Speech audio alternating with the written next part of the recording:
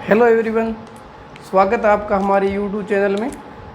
तो आज स्टूडेंट्स हम करेंगे some important equation in complex analysis. Complex के अंदर जो कुछ इम्पोर्टेंट इक्वेशंस होती है उनके बारे में आपको पता होना ज़रूरी है। वो आपके क्वेश्चन करने में हेल्प करती है। कई बार इनसे रिलेटेड क्वेश्चन पूछ लिया जाता है, ठीक है।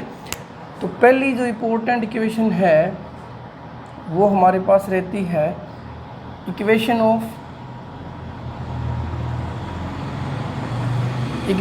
A circle.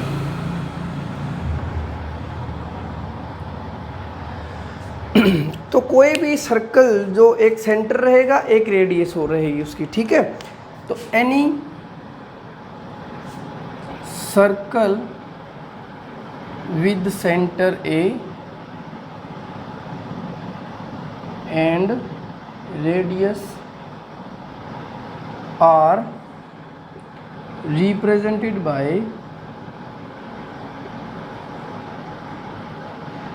z minus a equal to r, इस तरह से, ठीक है।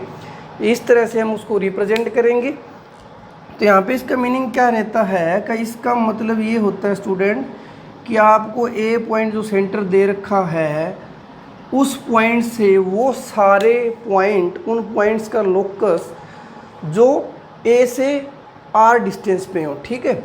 तो वहाँ पे आर डिस्टेंस, आर रेडियस ले करके अब एक सर्कल ड्रा होता है इस तरह से, जो आपका इस पॉइंट से, ये जो सारे पॉइंट्स होते हैं एंड पॉइंट्स, ये सारे आर डिस्टेंस पर मिलेंगे आपको, ठीक है। तो ये इसका मीनिंग रहता है कि सारे पॉइंट्स की कलेक्शन जो आपका ए पॉइंट जो आपको सेंटर दिया होगा उससे जो इक्वल डिस्टेंस आर के बराबर हैं सारे के सारे, ठीक है। अब हम जनरल जो इसको रिप्रेजेंट किया जाता है वो देख लेते हैं कि अगर मैं z minus A both side square कर दूं तो आप देखोगे इसको मैं z माइनस ए और उसका कंजुगेट की प्रोडक्ट में लिख सकता हूं, ठीक है जी।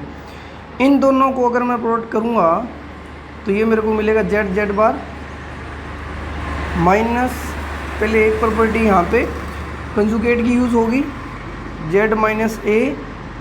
ये कंजुगेट की प्रॉपर्टी होती है कि वो अंदर चला जाता है, अलग अलग सेपरेट हो जाता है, ठीक है।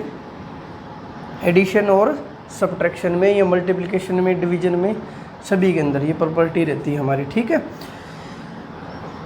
फिर इन दोनों की प्रोडक्ट करोगे तो z bar minus a bar z minus a z bar, और ये मिलेगा आपको plus a mod square is equal to r square. अब इसको देख करके हम क्या कर सकते हैं, सर्कल की जनरल इक्वेशन जो है उसको रिप्रेजेंट कर सकते हैं। तो जो जनरल इक्वेशन लिखी जाएगी आपको सर्कल की,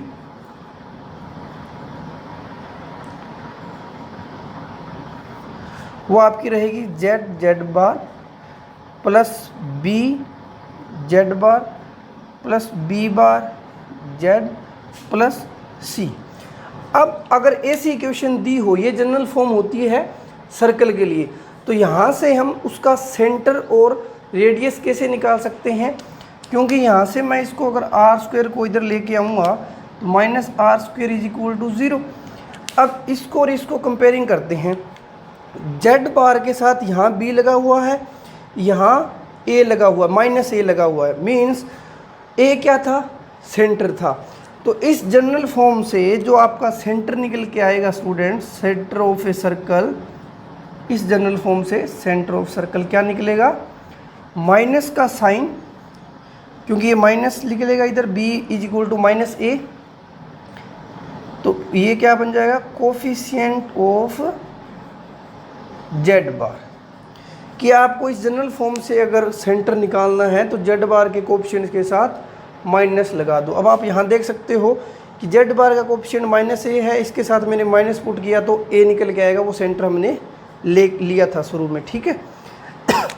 अब बात कर लेते हैं रेडियस की। रेडियस कैसे निकलेगी, इन दोनों की कंपेयरिंग फिर करेंगे। तो यहाँ से आप देखोगे कि z और z बार के अलावा जो कॉन्स्टेंट टर्म प्रेजेंट है हमारी, ये वो c की तरह ट्रीट करेगी हमें। तो c इज इक्वल टू क्या होगा रेडियस केस में, C is equal to mod A square minus are square. ठीक है जी। अब ये निकल के आएगा यहाँ से r square is equal to इधर लेके जाएंगे मोड ए स्क्वायर माइनस सी, और आर निकल आएगा स्क्वायर रूट मोड ए स्क्वायर माइनस सी। ठीक है।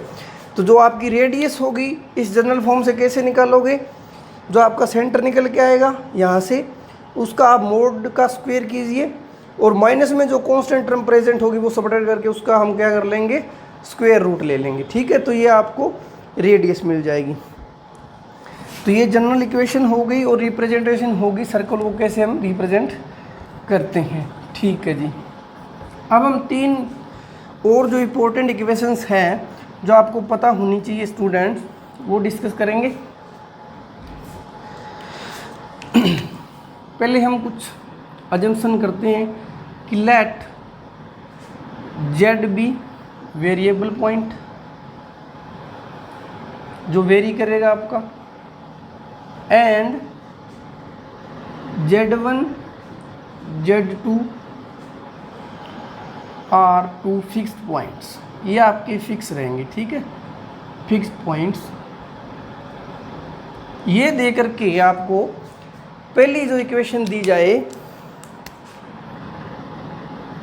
कि Z माइनस Z1 is equal to Z माइनस Z2, तो इसका मीनिंग क्या रहेगा, ये जो इक्वेशन लिखी हुई है ये किस चीज़ को रिप्रेजेंट करेगी वो हम देखेंगे। ठीक है। तो इसका मतलब आप देख पा रहे हो कि Z वेरिएबल पॉइंट्स है, Z1 Z2 2 फिक्स पॉइंट है।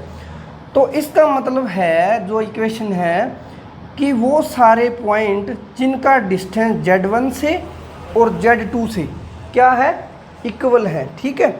अब हम इसको एग्जांपल लेके समझते हैं कि एक को मैं 1 मान लेता हूँ और एक को मैं आयोटा मान लेता हूँ। ठीक है।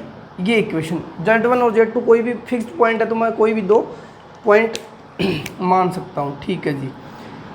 तो आप देखोगे कि जो 1 है वो यहाँ होगा, आयोटा यहाँ होगा। ठीक है।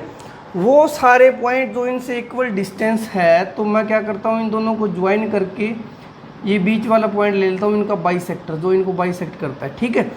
और इसको मैं आगे एक्सटेंड कर दूँ, ये आपका इधर से निकलती हुई लाइन मिलेगी आपको।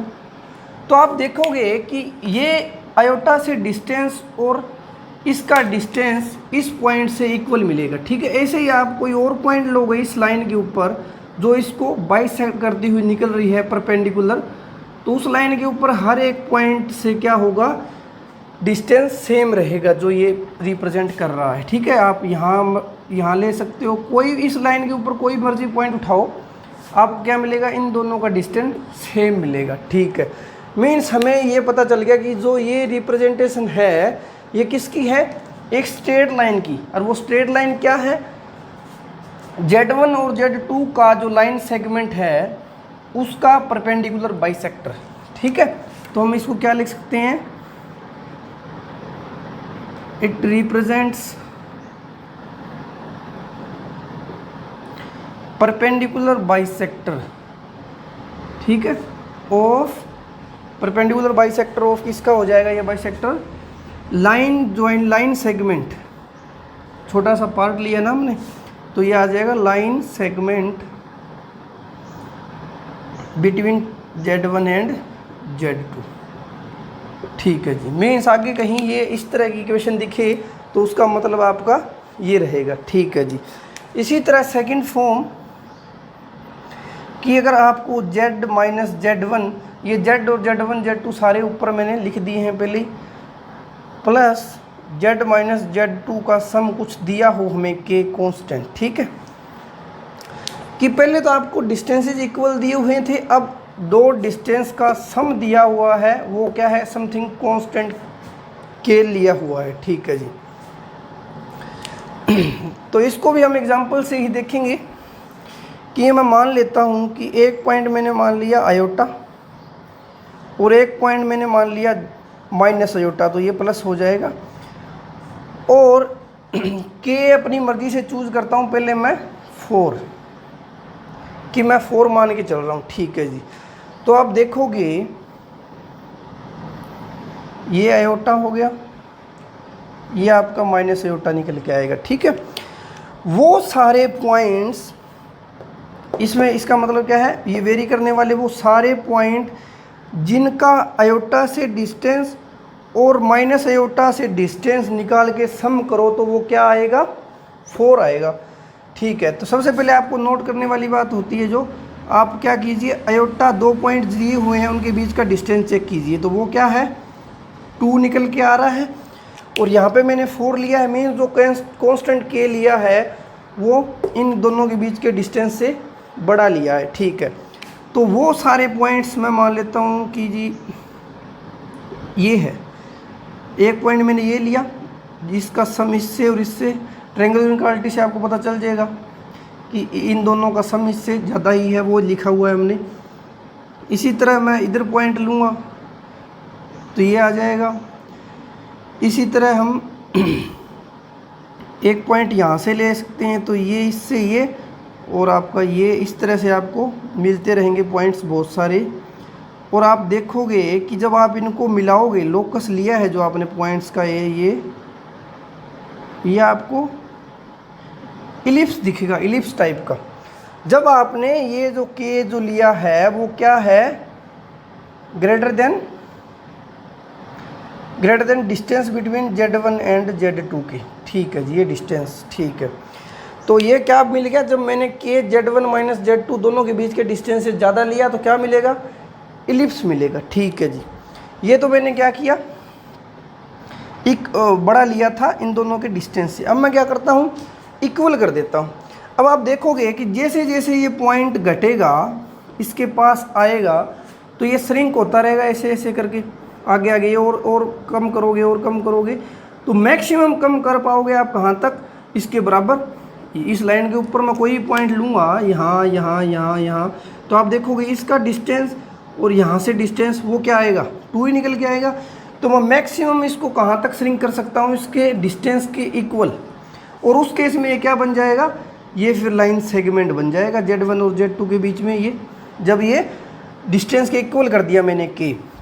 ठीक है, तो सेकंड केस क्या हुआ कि अगर ये आपका कांस्टेंट के जो आपको दिया मिलेगा इस इक्वेशन के अंदर, अगर वो क्या हो जाए, इस डिस्टेंस के इक्वल, Z1 और Z2 के डिस्टेंस के इक्वल हो जाए, सेकंड केस आपको मिल गया ये इक्वल हो जाए, उस केस में क्या मिलेगी, लाइन सेगमेंट। ठीक है जी, अगर मैंने उससे कम कर दिया तो आप देखोगे कि कम में कौन से पॉइंट आएंगे। अगर ये पॉइंट नहीं आ रहे, अब मैं श्रिंक करता करता इसको यहाँ पहुँच गया, अगर मैं कम करूँगा तो मेरा कौन सा पॉइंट लूँगा मैं जो ये सेटिस्फाई करेगा, क्योंकि अगर मैंने कोई पॉइंट एग्जिस्ट भी करेगा, ये मान लो कि एग्जिस्ट भी कर गया, इस केस में जब मैंने क्या किया, के को Z1 माइनस Z2 से छोटा लिया, तो मान लेते हैं कि एक पॉइंट एग्जिस्ट कर गया, तो उसका मतलब क्या है कि इसका इससे डिस्टेंस प्लस इसका इससे डिस्टेंस, इससे तो बड़ा ही होगा। ट्रायंगुलर इनइक्वालिटी से देख सकते हो कि साइड्स का, दो साइड्स का जो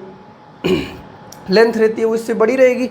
लेकिन ये क्या बोल रहा है कि ये जो दोनों का सम है वो तो छोटा है इन दोनों के डिस्टेंस से, तो ये एक पॉसिबिलिटी नहीं हो सकती, मीन्स उसका कोई मीनिंग नहीं रहेगा, कोई भी इक्वेशन हमें नहीं मिलेगी उस केस में। ठीक है, तो यहाँ से हमने 2 केस डिस्कस किए इस इक्वेशन के लिए। क्या थे कि एक तो फर्स्ट क्या था आपका, इसी के अंदर जो निकल के आते हैं ए, वो क्या था, इफ़ आपका के है वो क्या हो जाए, के बड़ा हो जाए किससे, दोनों के पॉइंट जो डिस्टेंस Z1 Z2 लिए हैं उनके डिस्टेंस से, तो देन क्या मिलेगा हमें, इलिप्स,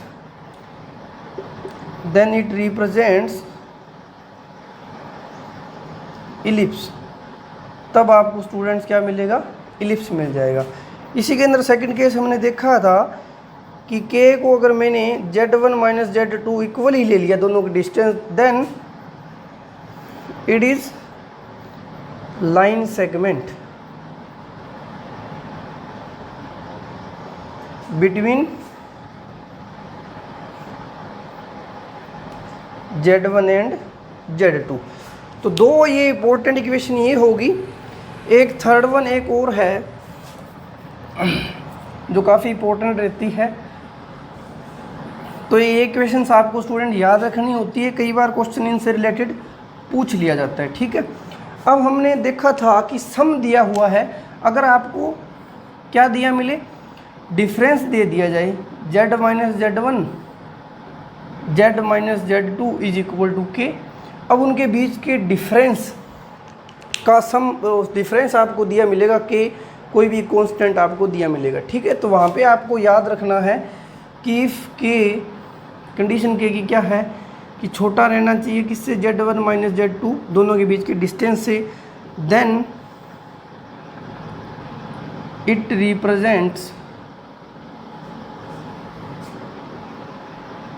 रिप्रेजेंट्स हाइपरबोला।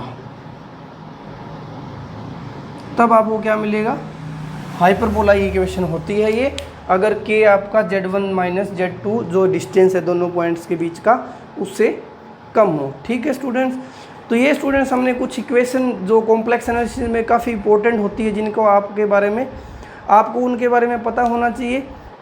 तो आई होप आपको इससे हेल्प मिलेगी काफ़ी। तो आज के लिए इतना ही, थैंक यू।